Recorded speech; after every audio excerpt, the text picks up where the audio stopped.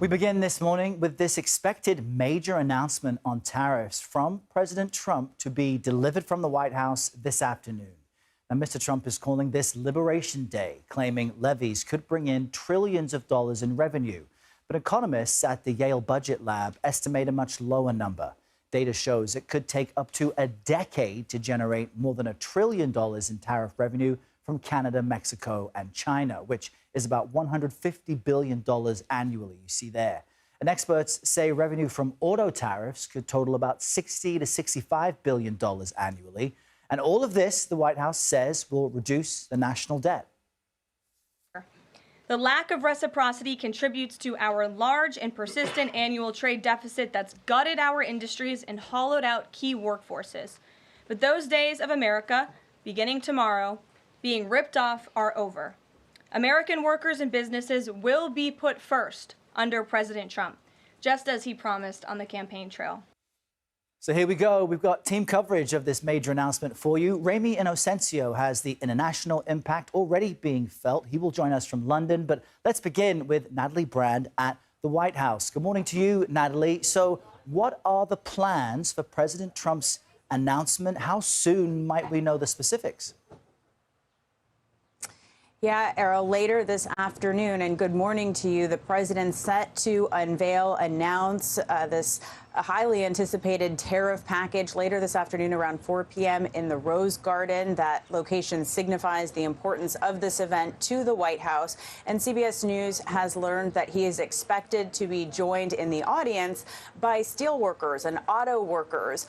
Those are two industries the administration has argued will be helped by the administration's tariff policy. We are also expecting top GOP lawmakers in the audience. But the details of what exactly these reciprocal tariffs could look like still unknown this morning.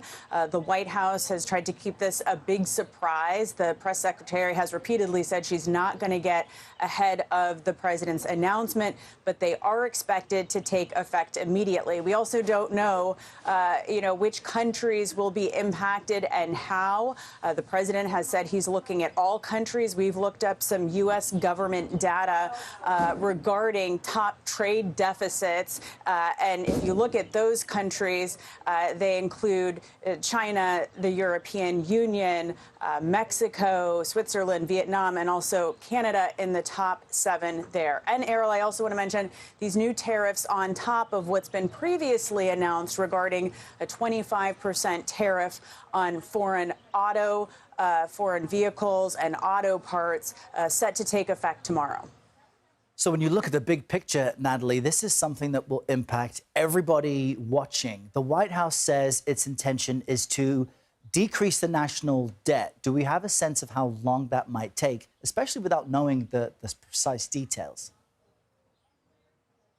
Yeah, it could really take years, according to economists, to see and feel the true impacts of this. You know, we've been talking to business owners who have been nervous about the uncertainty. They don't know how to plan for this. Consumers also worried about expected price increases that businesses expected to pass along to them, according to a lot of economists and business owners who say that that's what they're going to have to do. There's also concern, Errol, about potential supply chain disruptions. And, while the administration has said that the goal here is to bring a lot of manufacturing and jobs back to the United States, business owners say that's going to take time. They applaud the effort to try to elevate U.S. products and manufacturing. But when you're talking about, lumber to build homes or even food for restaurants and grocery stores, to be able to source all of that here, make it all here, that is going to take